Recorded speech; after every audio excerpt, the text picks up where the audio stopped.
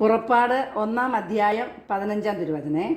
Egypt രാജാവ് ഷിഫ്ര പൂവ എന്നു പേരായ 2 ഗെബ്രായ സുതികർ മണികളോട് പറഞ്ഞു, നിങ്ങൾ ഗെബ്രായ സ്ത്രീകൾക്ക് പ്രസവ ശുശ്രൂഷ നൽകുമ്പോൾ ശ്രദ്ധിക്കുവിൻ. പിറക്കുന്നത് ആൺകുട്ടിയെങ്കിൽ അവനെ വധിക്കണം, പെൺകുട്ടിയെങ്കിൽ ജീവിച്ചു കൊള്ളട്ടെ.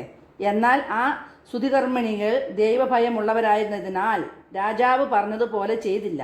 അവർ ആൺകുട്ടികളെ ജീവിക്കാൻ അനുവദിച്ചു.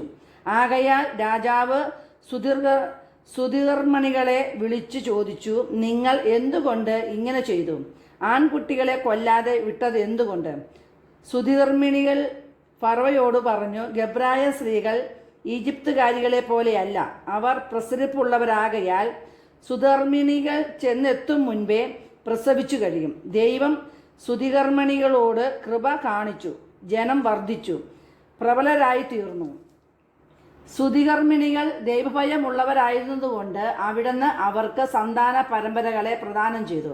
അപ്പോൾ ഫറവോ പ്രജകളോട് കൽപ്പിച്ചു, ഗെബ്രായർക്ക് ജനിക്കുന്ന ആൺകുട്ടികളെയെല്ലാം നെൽ നദിയിൽ എറിഞ്ഞു കളയുവിൻ, പെൺകുട്ടികൾ ജീവിച്ചു കൊള്ളട്ടെ.